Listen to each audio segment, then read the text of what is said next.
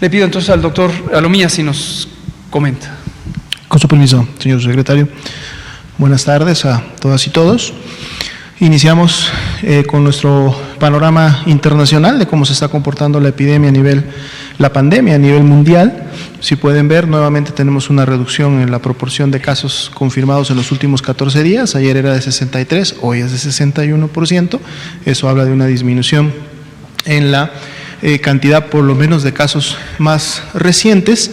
La tasa de letalidad 6.3%, ha estado prácticamente alrededor de ese nivel en las últimas 2 semanas. Si vemos en la siguiente diapositiva, vemos que esa contracción de casos o esa disminución se da más a expensas de la región de Europa, y es más bien la región de las Américas la que continúa creciendo. Ahora concentra poco más del 43% de los casos, siendo que ayer andaba en el 42% aproximadamente, y pues creo estamos casi seguros que a medida que vayamos viendo la evolución de la pandemia, en algún momento la región de las Américas tomará la delantera en función de que en Europa empezarán a ser cada vez menos y menos casos, dado que estarán en la parte descendente de su curva epidémica. En la siguiente diapositiva vemos la actualización para el día de hoy en México. Tenemos nuestra mapa con la distribución de carga de enfermedad, o sea, es decir, de número de casos confirmados para cada entidad federativa. En total suman para todo el país 5.014 casos, así también han salido 23.040 personas negativas al resultado del laboratorio de COVID, y también se actualiza el número de defunciones a lamentablemente 332, más de 37.000 personas que hasta el momento han sido ya estudiadas y entradas a un protocolo de investigación de todos estos casos en relación a COVID-19 en México. La siguiente diapositiva es un nuevo mapa que queremos introducir el día de hoy, que es similar al anterior, solamente que en la comparación es más real, ya que los colores que se asignan para cada una de las entidades federativas está en relación precisamente a la tasa de incidencia acumulada por 100.000 habitantes. Entonces, cuando nosotros epidemiológicamente queremos hacer comparaciones entre diferentes poblaciones, en este caso entre diferentes entidades federativas del país, esta es realmente la forma más correcta de ver hacer estas comparaciones, es decir, por tasa de incidencia acumulada, ya que están basadas además en una base poblacional que es más representativa de cómo está afectando la enfermedad a cada una de estas entidades federativas. Entonces vean ustedes cómo los colores en su momento más oscuros cambian de lugar en relación al mapa anterior, que es solamente el número total de casos. Van a estar encontrando los dos mapas en la página de la Dirección General de Epidemiología para que puedan tener ambos datos, ambas perspectivas. En la siguiente diapositiva podemos notar precisamente la distribución por tasa de incidencia acumulada, que para efectos del país es de 3.92 al corte de los 5.014 casos, y vamos a seguir incluyendo la siguiente diapositiva para que ustedes tengan los datos puntuales de la distribución de la carga de enfermedad por cada una de las entidades federativas, más allá de la representación gráfica que también está en el mapa. En la siguiente diapositiva, por favor, podemos ver precisamente la distribución por grupo de edad, y en este caso por sexo. La habíamos estado presentando también en la siguiente imagen, que tiene que ver precisamente con esta distribución de edad. La siguiente, por favor.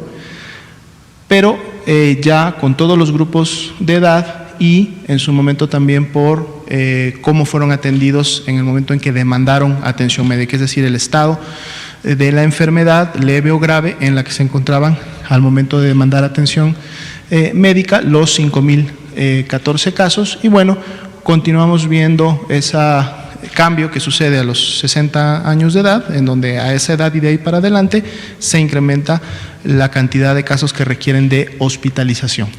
En la siguiente diapositiva, por favor, vamos a ver la distribución precisamente del corte de los pacientes de estos casos que en su momento requirieron de hospitalización, ya no los ambulatorios, sino los que requirieron de hospitalización, qué tipo de gravedad presentaban, es decir, tenemos hospitalizados que estuvieron estables, que representan el 10.43, graves con un 19.27 y los casos más críticos, que son los pacientes que requirieron de intubación, que representan el 4.13%.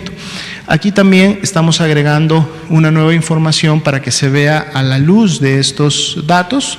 Nos han estado solicitando algunas aclaraciones en relación a estos datos, es decir, de los pacientes hospitalizados intubados y los que están hospitalizados graves o estables.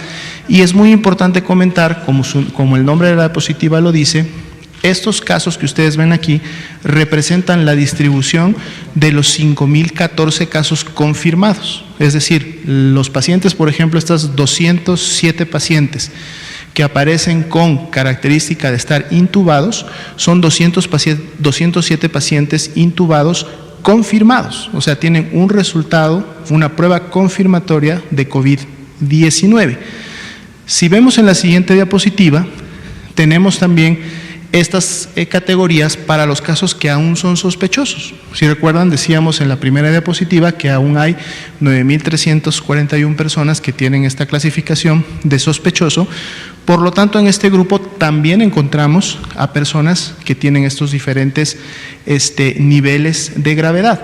Por ejemplo, hospitalizados estables, 879, hospitalizados graves, 1.022, hospitalizados críticos, es decir, intubados, hay otras 145 personas que también tienen esta característica, es decir, que están intubados, pero que no son casos confirmados todavía de COVID-19.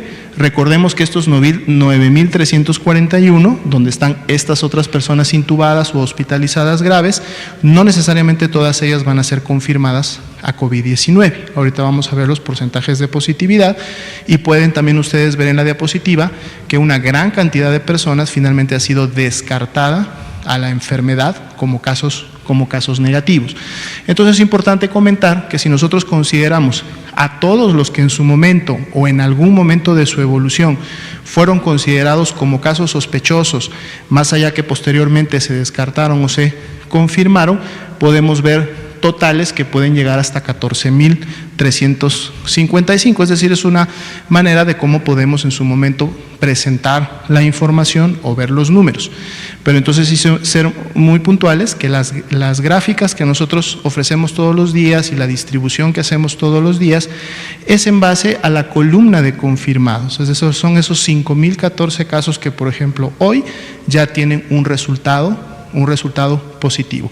Pero, como ustedes pueden ver, tenemos también casos sospechosos que están esperando ese resultado y donde entonces podría existir más casos al siguiente corte que pudieran en su momento tener alguno de las clasificaciones que aquí vemos. Igual sucede con las defunciones. Hoy tenemos 332 defunciones confirmadas a COVID-19, sin embargo hay 84 personas también que ya fallecieron, pero que están en categoría de sospechosos, es decir, todavía no tenemos un resultado confirmatorio. Tampoco significa que las 84 personas van a ser necesariamente casos de COVID-19 en función de los porcentajes de positividad. Entonces vamos a estar también presentando esta información para que podamos tener todo el perfil completo de cómo están sucediendo los casos. En la siguiente diapositiva veremos precisamente de estas 332 defunciones, la mayoría han sido hombres, representan el 70% de estas defunciones, y bueno, vemos la distribución que hay de personas que han fallecido y que han tenido una comorbilidad asociada, siguen estando arriba con la mayor proporción, la hipertensión, la diabetes y la obesidad, sin perder de vista que otros comorbilidades continúan también presentando incremento en este caso. En la siguiente diapositiva vemos las defunciones por los grupos de edad predefinidos, lo habíamos estado presentando en una tabla, ahora se lo presentamos en un gráfico. Las columnas de color azul oscuro representan la cantidad de defunciones que han ocurrido en esos grupos de edad y la línea de color verde representa la letalidad para cada uno de esos grupos. Como ustedes pueden ver, en los menores de 25 años no ha existido ninguna defunción, por lo tanto la letalidad es 0. En el grupo de 25 a 59, un poco más de 180, de hecho digamos que hay más defunciones en ese gran grupo que en los mayores de 60, más sin embargo, como en este grupo es donde más han enfermado, podemos ver cómo la letalidad en el caso de mayores de 60 para el día de hoy llega a 14.6, ¿no? Es una letalidad mucho mayor que la observada a nivel nacional y es mucho mayor que la que observamos en los diferentes, digamos, en estas agrupaciones que estamos teniendo por edad, y de ahí la recomendación para que las personas que tienen esta edad pues sean las que más, junto con las comorbilidades, atiendan el llamado a quedarse en casa. La siguiente diapositiva, tenemos la distribución de la letalidad por entidad federativa, dependiendo de cómo ocurren o se agrupan las defunciones día por día, pues bueno, esto puede cambiar, pero también se lo dejamos para que ustedes puedan tenerla por entidad federativa, sabiendo que la media nacional es de 6.62. Y también en la siguiente diapositiva, otro dato que es la mortalidad, esto es igual en la base poblacional, 0.26 para todo el país, y vemos también cómo esto se distribuye desde un 1.28 hasta un 0.04 para las diferentes entidades federativas. La siguiente diapositiva podemos ver precisamente el porcentaje de positividad. La semana 15 incrementó un poco, más o menos unos 2 puntos porcentuales, ayer estaba en pasadito 15 y aquí se está acercando ya a 17%, aún así todavía no supera ese casi 20% que se tenía en la semana anterior, pero vemos que se mantiene esta tendencia del porcentaje de positividad. Estamos hablando que prácticamente 2 de cada 10 personas que presentan una infección respiratoria aguda, leve o grave, están siendo confirmadas para COVID-19. En la siguiente diapositiva tenemos la curva epidémica por fecha de inicio de síntomas de los casos que hasta el momento se han recuperado, 1964 casos, y vemos también cómo tiene una tendencia ascendente en función lógicamente a que va incrementándose la epidemia. De la misma manera también hay un incremento en la cantidad de personas que día con día se van recuperando y que pertenecen sobre todo a ese grupo que vimos de evolución favorable o que tuvieron una enfermedad leve. En la siguiente diapositiva, nuestra curva también por fecha de inicio de síntomas de cómo se están presentando los casos sospechosos. Recordando que todos esos casos sospechosos se notifican a través de una plataforma, un sistema en línea. En el momento en que la unidad médica registre el caso, en ese momento cae en la base de datos federal y la tenemos ya registrada, y entonces, por ejemplo, al construir esta curva de sospechosos es prácticamente lo que vamos viendo de la tendencia en las últimas 24 horas. Como pueden ver en curvas previas, hemos tenido descensos e incrementos paulatinos. Bueno, estamos ante un descenso, pequeño descenso en los últimos 2 días, pero igual eso puede, como lo hemos visto anteriormente, cambiar en la medida que se vayan incrementando los casos. Vamos a darle un seguimiento puntual a esta curva porque es lo que marca un poco cómo se va comportando la enfermedad. Recordando que estos son no solo confirmados, aquí tenemos todos los que en un momento están siendo clasificados precisamente como casos sospechosos de la enfermedad, más allá que muchos de estos, tarde que temprano, se vayan también a descartar. Y en la siguiente, que es la última diapositiva, ya nuestra gráfica diaria de casos acumulados. Aquí están los 5.014 que mencionábamos, y en la parte inferior siempre vemos los casos incidentes para estar dando un poco también seguimiento a la tendencia de día con día, cómo se están comportando. Pues vemos ahora una tendencia, digamos, estable para los últimos al menos 5 días, y vamos a ser también muy puntuales para ver esto cómo progresa en los siguientes días y en las siguientes semanas. Sería la actualización para hoy. Gracias, doctor Alomía.